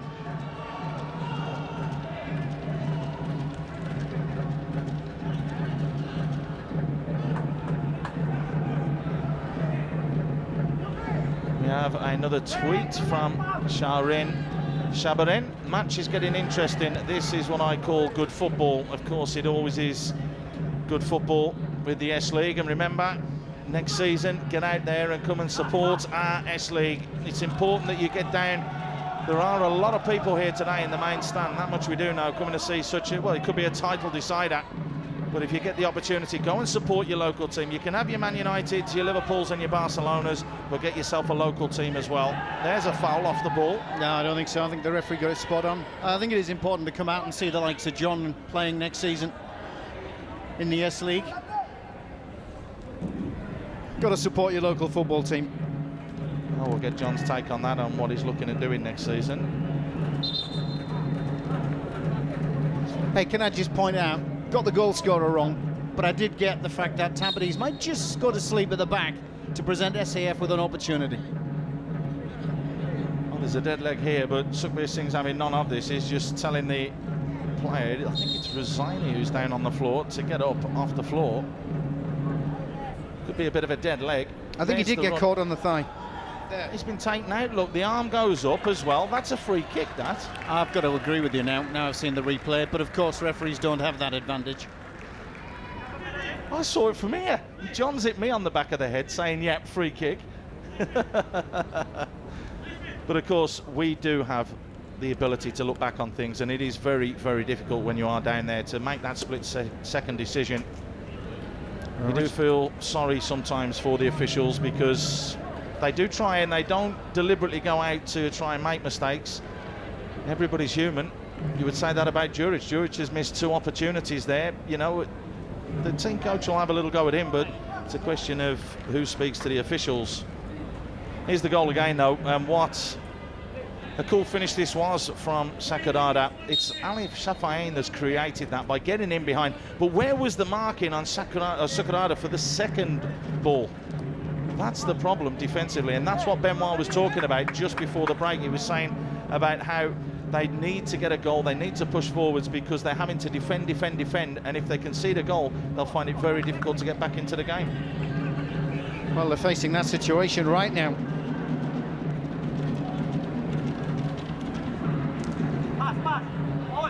There is going to be a change very shortly for Tampines. Jamil Ali is coming on. See that down in front of us. You would feel it's going to be Saleh that will come off. And that's a great ball played forward. Juric is onside. Juric to make amends. Flag's gone up now. The flag's gone up now. Juric can't believe it. Well, that was a very, very late flag. Juric found himself in the clear, and again, the ball just wouldn't sit down for him. He had to take the shot eventually. It got deflected wide, but it was to no avail as the flag had already gone up. I think the reason for the delay was the assistant wasn't quite sure, looking in a straight line, whether Juric was going to get on the end of it. He was just waiting to see him get on the end of it. At that point, there are two yellow shirts together. He's not quite sure which one's going to grab hold of the ball.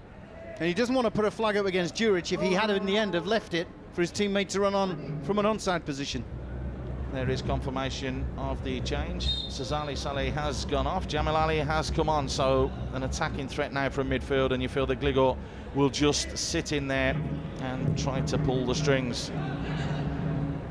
Well, that's 3 opportunities that Juric has had. Okay, the last one was offside, but Tampines, they need to strike back quickly here. Nice ball play forwards. Jamil Ali, it hits his back, and Hadzabulic tries to get there but can't. Mopped up by Sakurada. Great ball play forwards to Karaglan. It's caught from behind. Ahmad Latiff plays it forward. Juric helps that in behind, looking for Hadzabulic. Imran picks up the loose ball. Ahmad Latiff looked like he may have just got his mind caught in 2 things there. Play short or have a shot himself. Alif Safayan with a wonderful ball switch to the far side. Rosaini delivers into the box, and back there defending was Ismaili.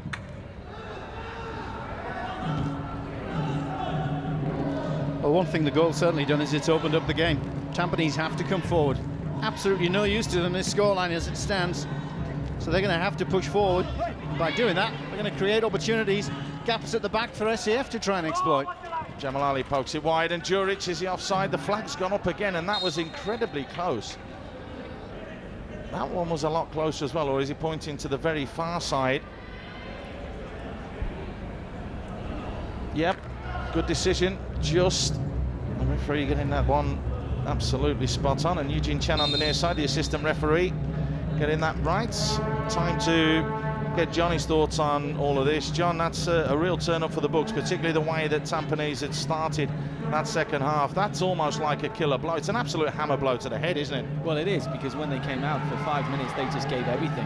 They really laid siege to SAF. So what I can't understand is how you can allow a player like Sakurada to take 3 touches facing goal inside the box.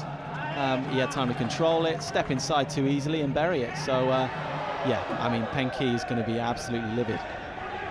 Well, he is, and we saw that down there. Can you see them getting back into this, though, with the intensity that they've started this second half? That's the most important thing for the neutral out there. Are we going to see the S.LEAGUE go down to the wire? Because if it stays like this, they're only 4 points clear of Brunei DPMM with 2 games in hand, and if they win those 2 games against Woodlands and Hougang, it could be all over for Tampines. Well, now that we've got Jamil Ali on, I think this is somebody who, coming on, I'm not sure if he can last 90 minutes, but he's great during the latter stages of the game, because he really is very tricky, very deceptive. Imran hangs one up, the keeper's come to punch it. Ahmad Latiff again, Shawal Jantan is bouncing, bobbling around. Juric! There's just no edge, though. Blocked away again. There's just no sharpness to the Tampines players. They're creating chances, but you've got to be sharper. You've got to be sharper in front of goal. Now, for me, that's just tiredness. There's the ball in, and you can see Shawal Jantan comes fisted down. Ahmad Latiff with a shot. Just spun away from Juric, I think. You can see the shape of the ball. Corner whipped in, a free header missed. Not cleared yet. Jamal Ali helps it back in. Well, it's going to be like this for the remainder, the last half hour. Got to be more goals in this, though, Dave. Eh? Great ball whipped in. Benoit's in target. Oh, and there's a header in the far post. He's popped up from nowhere. Ahmad Latiff, just as John Wilkinson had called it. Nobody marking him. We're all square here. It looked as though Benoit Croissant was going to get on the end of it. Ahmad Latiff ghosted him from nowhere to get his 4th of the season, and that could be his most important goal this year. I'd just like to ask John Wilkinson one question. I think there's about 40 million euros on the European lottery next week. Can you give me 7 numbers, please? What did he say? I think there's going to be some more goals, Dave. And look, cross comes in, header's there. Good header, Ahmad Latiff. He didn't header it downwards, as the textbook tells you, but he got enough on it, enough purchase to send it past the keeper. That is going to open this one right up, because again Tampines still have to come forwards. Great long range shot, good save from Sasadrevin, but Alif Safayan was quick and alert to the replay. But Karaglan there, Miroslav Karaglan, picking the ball up, turning and drilling it from about 30 yards. Good save in the end from the 21-year-old. Yeah, it was. Essential save as well, because to concede once more so soon after getting yourself back into the game, it would have been the killer blow for Tampines. So not an awful lot for the keeper to do in the last 15-20 minutes. Jamil Ali is onside. Has a touch, but it takes him away from goal. Matt Noraman goes to close him down. He pulls it back. Loads of time and space here for Gligor. Gligor shoots, blocked. The right place at the right time. Bersovic, as the whistle goes for the arch of the back.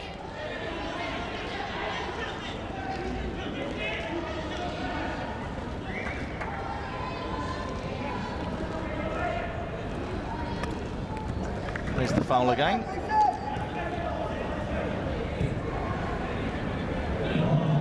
You can actually see Tampines have stepped up to push a little bit further up the field as well, and forcing the mistakes and the errors from SAF. There's a prime example as Bennett just launched that forwards to no avail, which gives the ball straight back to Tampines Rovers. They have 27 minutes to score another one to keep themselves sitting pretty at the top of the table. Just wondering if and when the message is going to get to Noalim Shah to go and mix it up front, cause a few problems. We may not need it because Juric tried to just head that back into the path there to Hadzabulic. They are playing together and a lot closer. I feel if they get another one, that's really going to boost them and boost their confidence for the remainder of the season.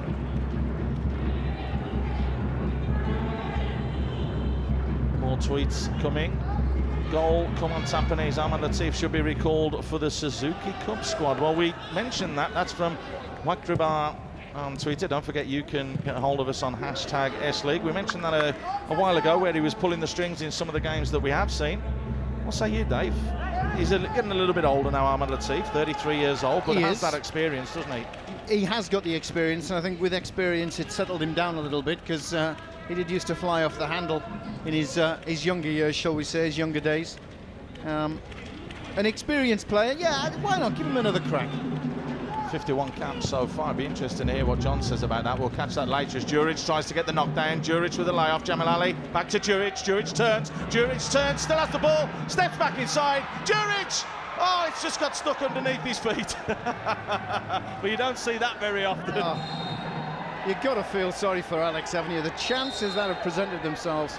And it looked as though that one had gone, but he kept it alive. And then just at the end, the ball gets trapped under his feet. Just can't get it out, can he? There it is. Just needs to pull it forward and just stands in front of it. Tired legs, maybe, the reason. While all that's going on, we've had a yellow card shown to Anas Hadi for the challenge just at the end there. There is an injury as well. It looks as though it's to Vidosevic, who's gone down with a little bit of a shoulder problem. Referee Shimpei Singh just asking if he's okay. 26-year-old getting back to his feet. There's confirmation of that yellow card for Anas Hadi.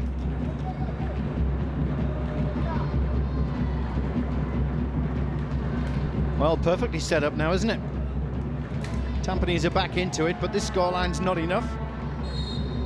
They've still got to go and search and hunt for more chances.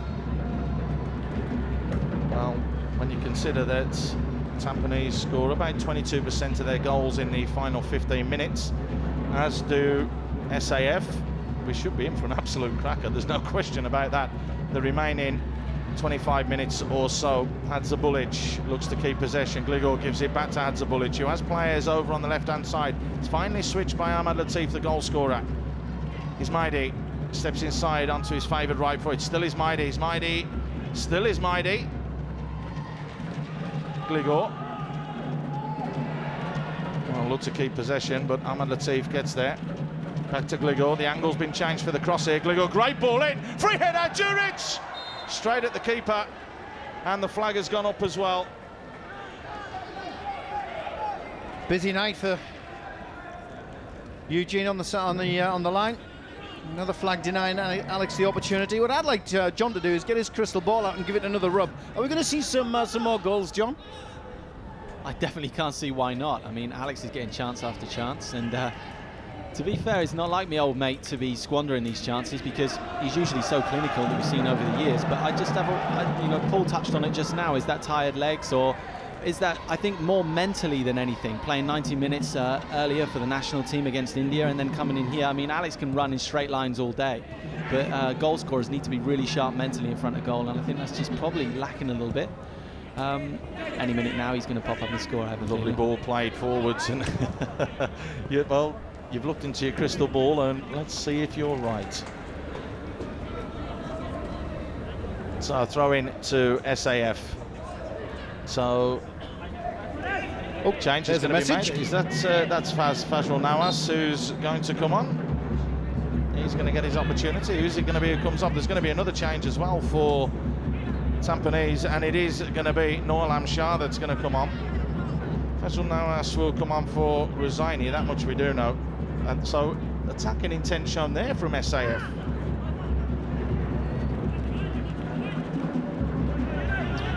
Well, it gives you a different option, Nawaz Shah. He can put himself about as he usually does when he's up there on the front line, and he can cause all kinds of problems for defenders. It's going to be the change for SAF Warriors first, though. Fazrul Nawaz is going to come on. So that's a nice, easy, straight swap. 7 goals so far this season for the Warriors. Of course, signed from Gombak. There seems to be a little bit of a set to, which is why Rosaini is taking his time going off. What's your take on this, Dave, when the referees tell the players to hurry up and get off? You can stop your watch anyway, so it doesn't matter. Yeah, you can, but people not necessarily seeing the referee stop his watch, so he's got to make a visual sort of point to the player, so the rest of the players, so the fans, so everybody knows he's on top of the situation and not allowing time to be wasted. That's why we like to get across and say, come on, get over there, let's get you off the field and get the change made. Nawaz Shah has gone back to the dugout. He's got something wrong with his socks by the looks of things. Ball whipped into the box, but easily dealt with by Sasha Drevin, and we're hearing from the sideline that it's because he had white socks. Well, no, I'll tell you what it is. It'll be white tape that's covering the socks. There was a change to the laws of the game for this season where FIFA insists that the tape that's used on the socks must be the same colour as the socks. So he's put the wrong coloured tape on. That's what it'll be. Really, really petty rule, if you ask me. But obviously has to be enforced by the officials. I'll tell you why one day. Still a petty rule. You ask any player.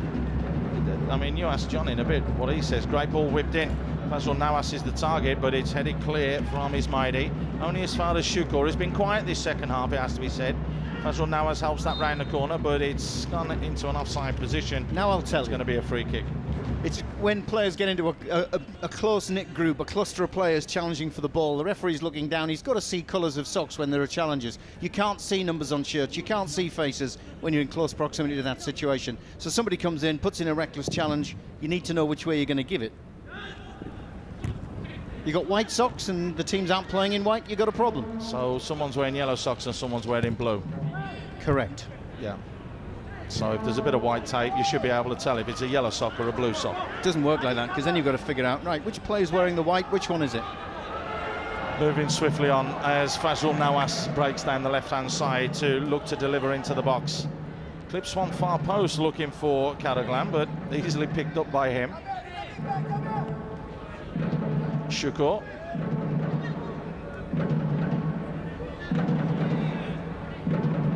Slows it down. Latiff. Thought about the give and go, but it's Inui with a little bit of time and space here and creates the yard for himself. Gets deflected off Anas Sadi for a corner, and it's been given as a goal kick. The linesman had given that as a corner, but Sukhbir Singh, the referee, overruling him. You see here it comes off. Shot comes in. Well, if he'd have had white tape on his boots, you may have been able to see who that had actually come off. Not all players wear the white tape on their boots. I'm not going to mention it anymore. There is the big man. Nawaz Shah is coming on.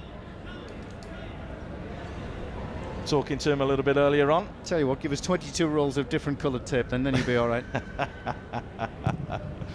It's an interesting change because it looks as though Anas Hadi is coming off.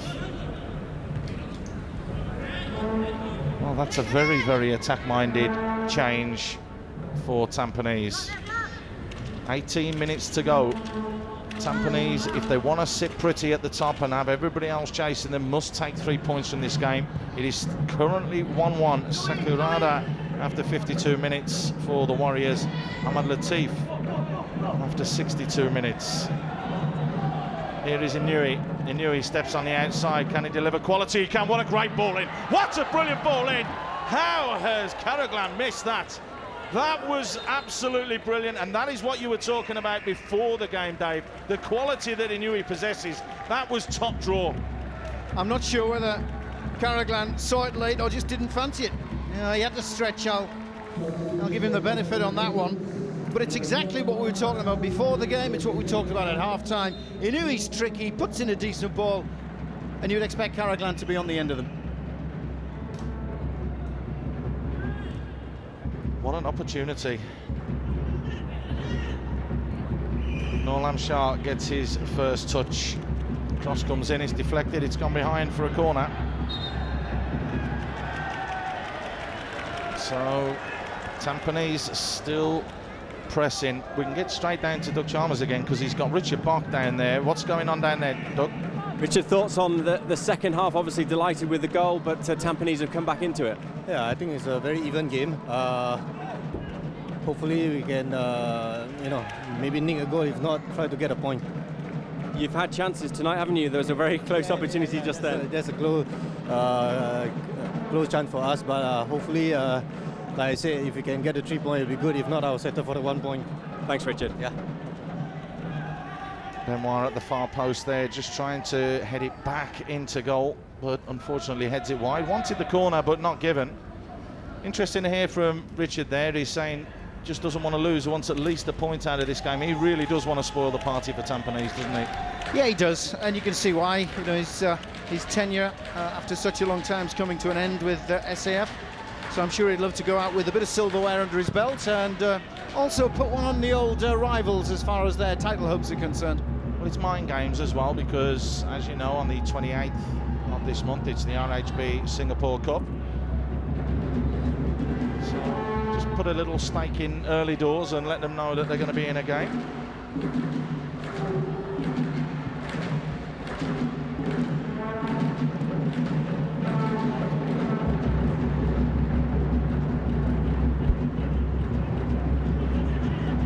Jamil Ali with a little layoff.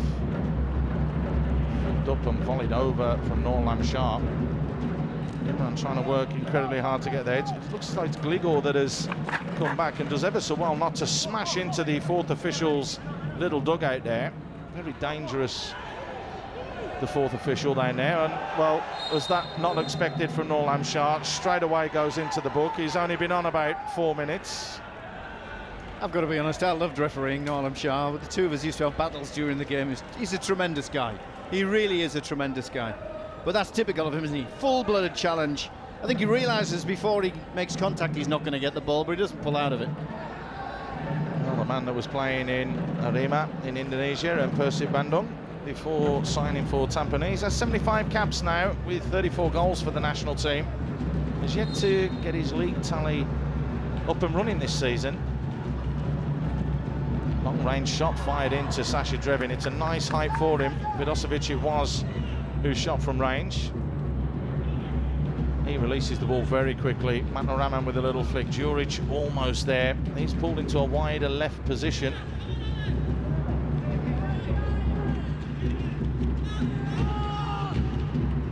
Hadzabulic holds it up. Juric making the run. Hadzabulic turns, dinks it forwards. The little layout from Norlam Shah. Flag's gone up again.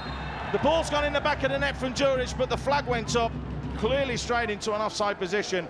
But John Wilkinson, who's rejoined us, they're getting closer and closer and closer. Wow, great combination by the three forwards there. Great combination. Just offside again. Went a little bit too early.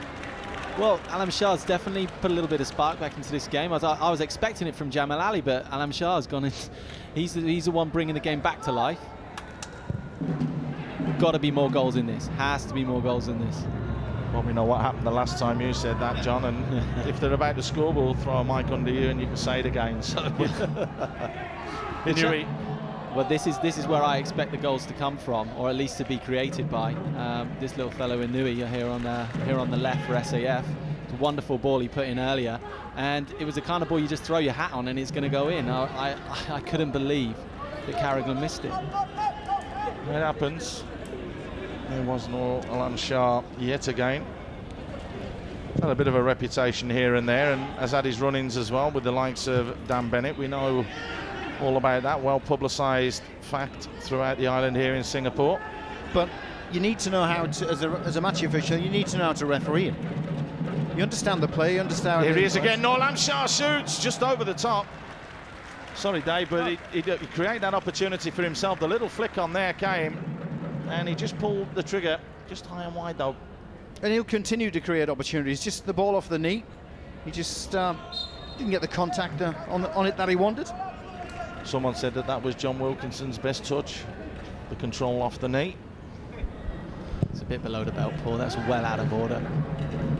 Exactly, it is. It's the knee. Yeah, it's well below the belt.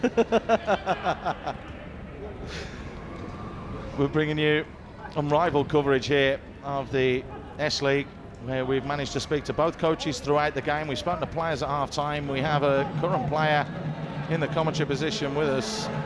Absolutely new concept on bringing you the best viewing coverage that we can for the S-League this year. Shuko looks to switch play.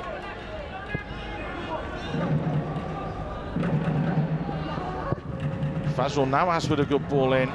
Block clear, and how about that for a save from Sakurada? Danger not clear yet. Latiff with a little layoff. Shuko, we know he could strike them. Plays it wide, flag's going to go up. No, it doesn't. He was just onside. Matno Rahman gets caught in possession. Carraglan does well to win that back, and then lifts the foot, but was penalised for the contact with the foul. Well, SAF haven't given up, have they? They're not just resorting to trying to hang on for the 1-1 scoreline. They are pushing forward, 11 minutes to go. This man will be the happiest person in Jalan Besar if they can sneak another one.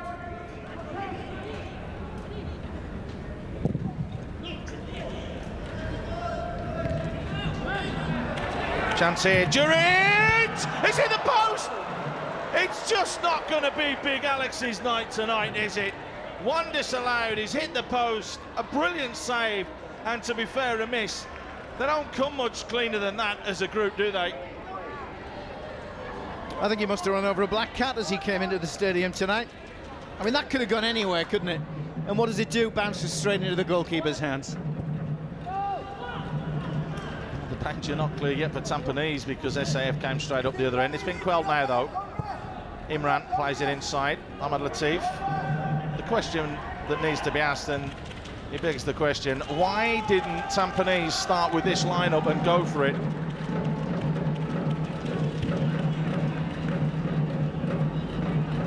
A lot more sharper, more clinical. They look a much better side. There's more balance to the team. Now they're chasing. There's 4 men standing in the space of 10 metres. There's a long ball forward for Jamil Ali.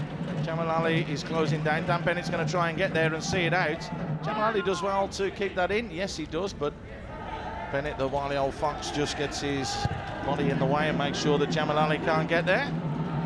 Shuko with absolutely acres of space, and that's a woeful pass from him. Does well to pick up the loose ball, tries to still get it out wide. Ali Safayan still onside. 4 blue shirts getting into the box, only 2 yellow. That tells you the desperation that Tampines have at the moment. There's 5 blue shirts forwards, and they're only just getting back in now. Sakurada. Carraglan looks out wide. Shafi is there. Alif Safayan.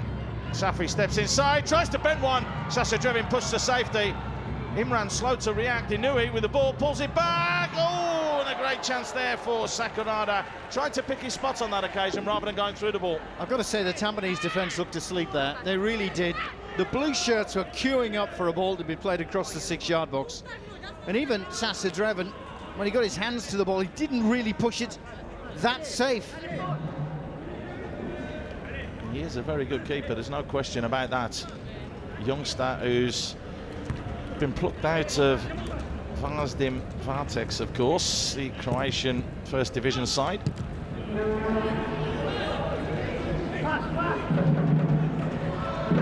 Maybe called into action again here. Joffrey's having to defend at the far post as Zulfadli plays it out wide to Karaglan. Karaglan looks for the give and go. Karaglan just gets eased out of that by Imran.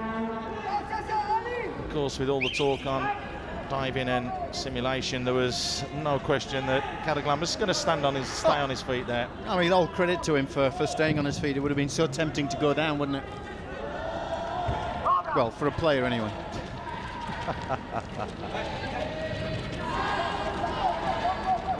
Here comes Tampines again. Hadzabulic has come short, but he's lost that with his touch. It was a poor touch from him, and Nui just slashes across it. There's an overlap here on the right-hand side with Alif Shafain. Fazrul Nawaz plays it wide to Inui. Inui is going to keep that in play. Does ever so well to do so. Steps inside on the right foot, digs it to the far post. Alif! Save! Fazrul Nawaz! 2-yard tapping! And again, the title is slipping away from Tampines Rovers. Got to say, I didn't expect it. I thought when Tampines came back and leveled things at 1-1, that would have been the end of the goal scoring for SAF, but the curse of Wilkinson strikes again. Just a couple of minutes ago, he said, yeah, there'll be more goals. And more goals the way. He's behind the ball when the contact was made. Clearly onside. When the header comes across, as soon as the contact there is made, he's behind the ball. Can't be offside. Fazrul Nawaz scores his 7th of the season, his 8th of the season. Had 7 going into this game.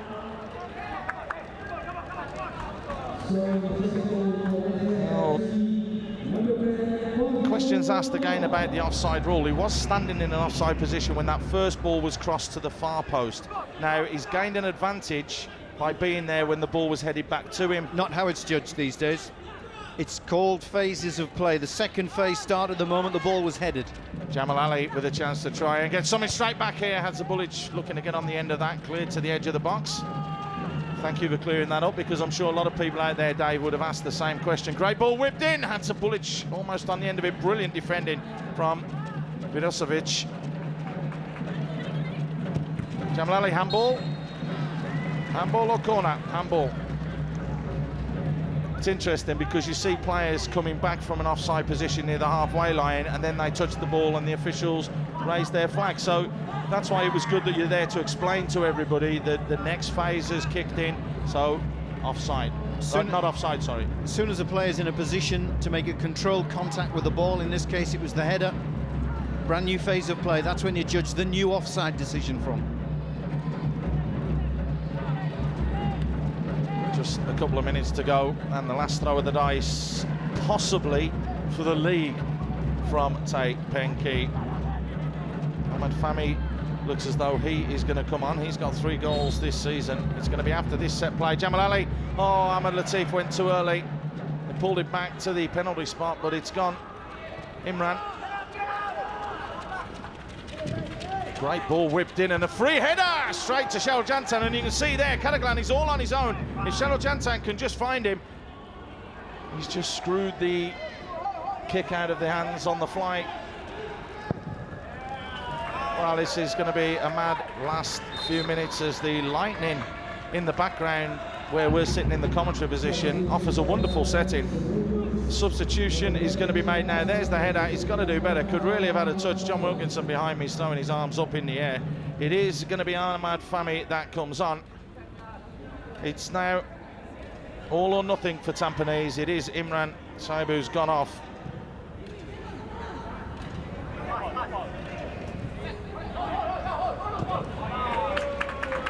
Well, what will be interesting, Paul, is to see how close the lightning is, because we're going to have a couple of minutes added towards the end. So we're 6 minutes possibly away from the end of this game. If it comes close, the referee's got to take the players off.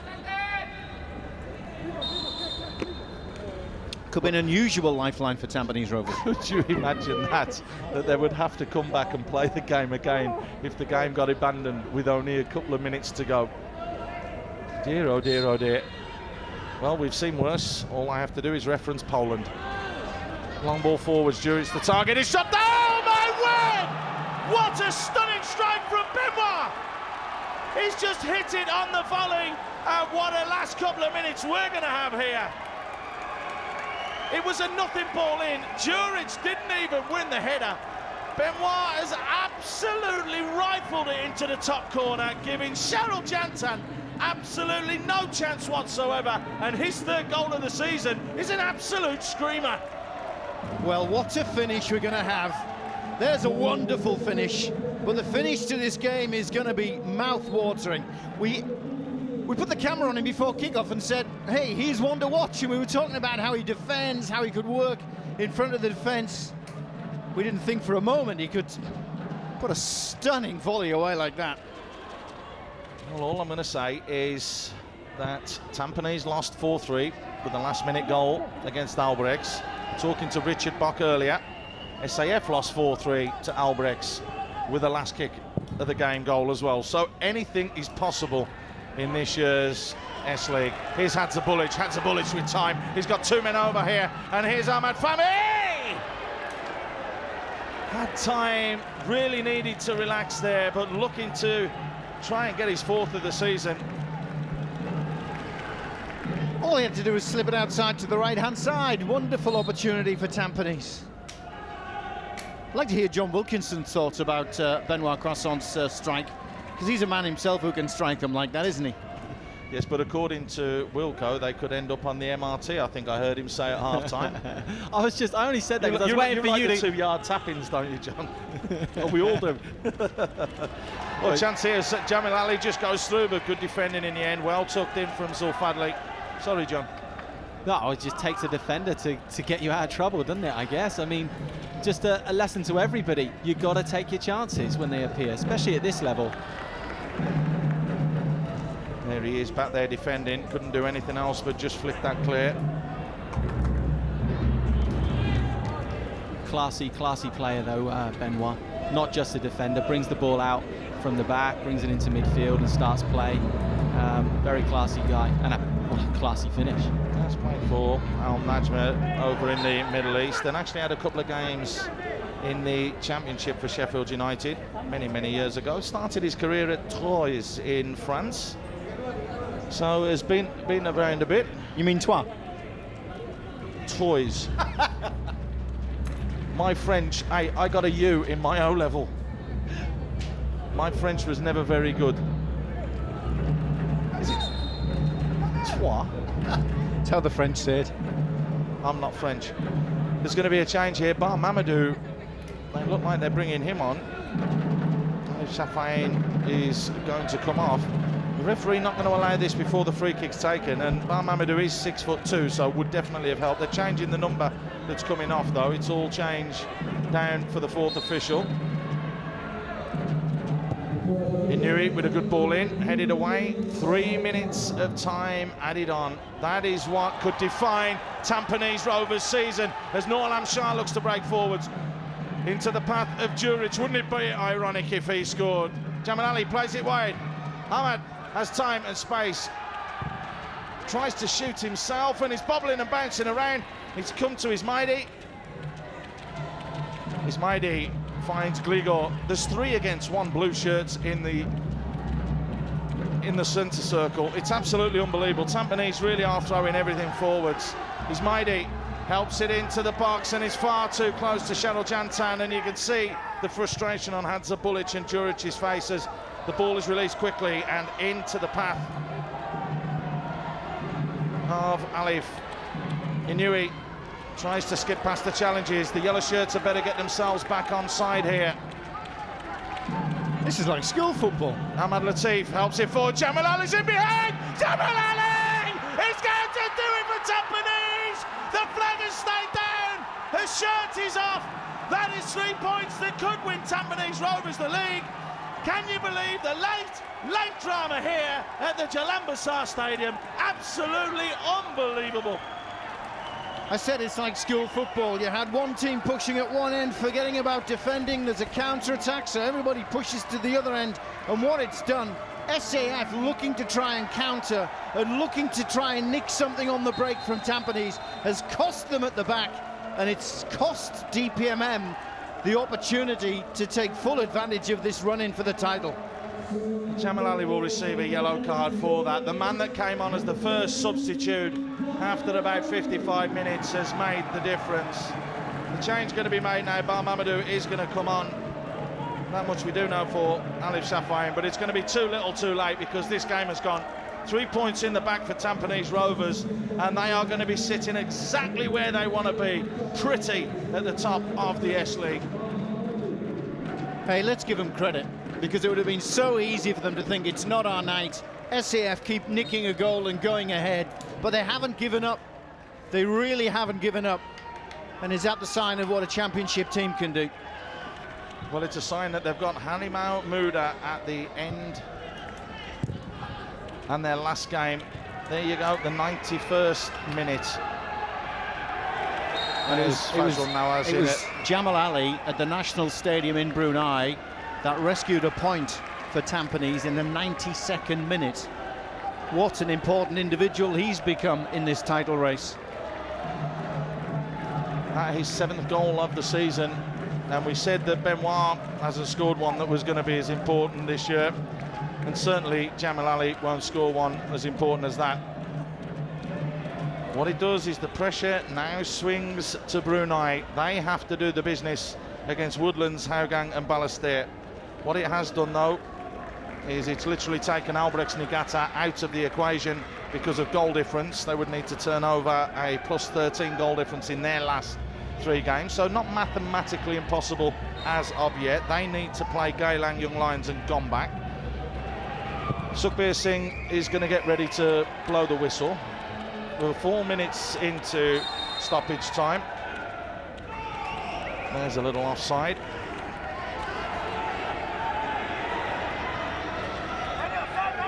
What an unbelievable finish we've had to the game here. And the Great Eastern Yos S-League 2012 really has been a roller coaster ride. That much we do know. Now Mamadou heads it back forwards. Jamil Ali, all hands on deck now for Tampines. Vidosevic keeps possession. Clip forwards, and an opportunity there for Fazrul Nawaz. Hoisted in the air from Benoit, but Sasa Drevin takes it. And how important is that 3 points going to be for Tampines Rovers? Well, they didn't make it easy. Both sides losing 4-3 this season to Albrechts Niigata with last gasp goals. And it's happened here, and it's SAF who yet again come out on the wrong side of that goal.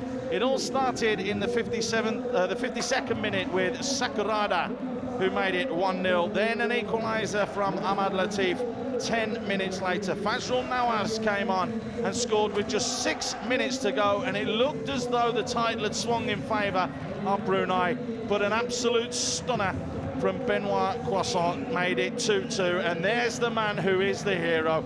Jamil Ali scoring his 7th goal of the season. A brilliant ball played through and threaded through from Ahmad Latiff, and he coolly took it round the keeper and slotted it into the empty net.